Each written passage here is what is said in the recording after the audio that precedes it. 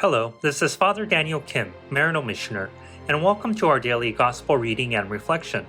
Today's Gospel reading is according to St. Mark, chapter 6, verses 14 to 29. King Herod heard about Jesus, for his fame had become widespread, and people were saying, "John the Baptist has been raised from the dead. That is why mighty powers are at work in him."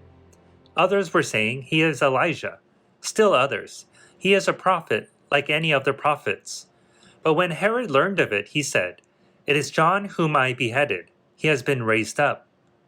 Herod was the one who had John arrested and bound in prison on account of a Herodias, the wife of his brother Philip, whom he had married.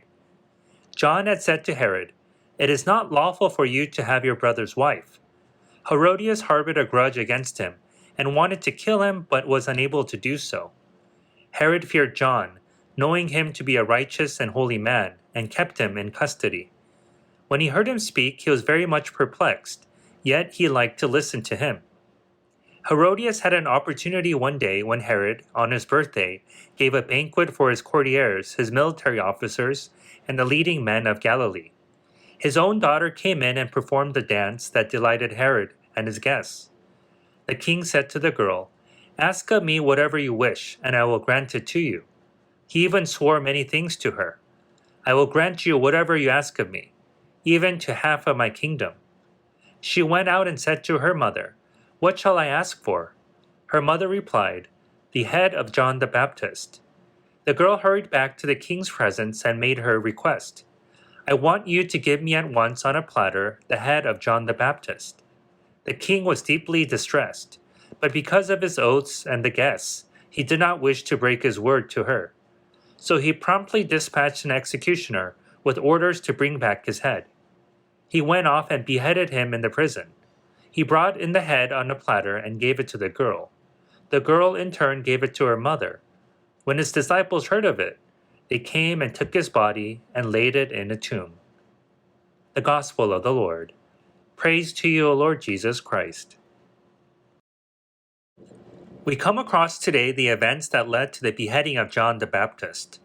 John was imprisoned by Herod, but we hear from Mark that Herod did so reluctantly, and was even more so when his hand was forced to order his execution.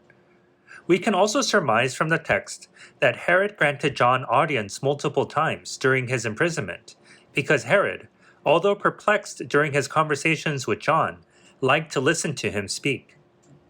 Perhaps Herod was captured by the power of John's words, which contained within them truth that stems from his relationship with the divine, a truth that transcended his own words and power even as a ruler.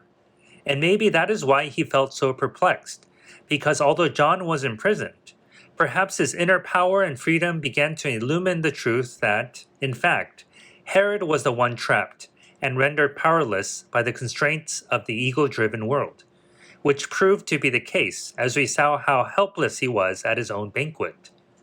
So what is true freedom and power? True freedom and power can be only attained through our sincere relationship with God, and not through any other earthly means. Thank you for listening to today's Gospel reading and reflection. Please be sure to tune in again tomorrow. Have a blessed and wonderful day. If you enjoyed today's Gospel reading and reflection, please make sure that you subscribe wherever you're listening to podcasts. Also, if you know somebody who may find value in today's reading, please make sure that you share it with them. To learn more about how you can support the work that Maryknoll does around the world, please visit us at maryknollsociety.org. And if you're interested in subscribing to our online magazine, please feel free to visit us at maryknollmagazine.org. Thank you once again for spending your time with us today, and God bless.